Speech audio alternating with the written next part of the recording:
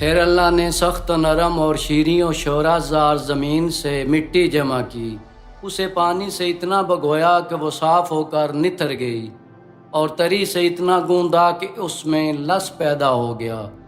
اسے ایک ایسی صورت بنائی جس میں موڑ ہیں اور جوڑ، اعضاء ہیں اور مختلف حصے۔ اسے یہاں تک سکھایا کہ وہ خود تھم سکی، اور اتنا سخت کیا کہ وہ کھنکھنانے لگی۔ ایک وقت معین اور مدت معلوم تک اسے یوں ہی رہنے دیا۔ پھر اس میں روح پھونکی تو وہ ایسے انسان کی صورت میں کھڑی ہو گئی جو قوائے ذہنی کو حرکت دینے والا، فکری حرکات سے تصرف کرنے والا، اعضاء و جوارح سے خدمت لینے والا اور ہاتھ پیروں کو چلانے والا ہے، اور ایسی شناخت کا مالک ہے جس سے حق و باطل میں تمیز کرتا ہے اور مختلف مزوں، بوؤں، رنگوں اور جنسوں میں فرق کرتا ہے۔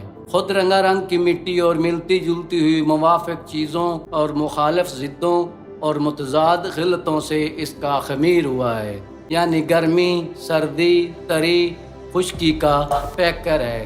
پھر اللہ نے فرشتوں سے چاہا کہ وہ اس کی سونپی ہوئی ودیعت ادا کریں اور اس کے پیمان وصیت کو پورا کریں، جو سجدہ آدم کے حکم کو تسلیم کرنے اور اس کی بزرگی کے سامنے تواضع و فروتنی کے لیے تھا۔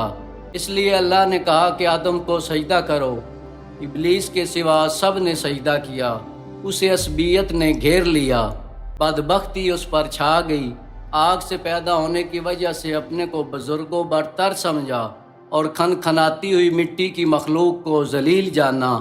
اللہ نے اسے مہلت دی تاکہ وہ پورے طور پر غضب کا مستحق بن جائے اور بنی آدم کی آزمائش پائے تکمیل تک پہنچے اور وعدہ پورا ہو جائے۔ چنانچہ اللہ نے اس سے کہا کہ تجھے وقت معین کے دن تک کی مہلت ہے۔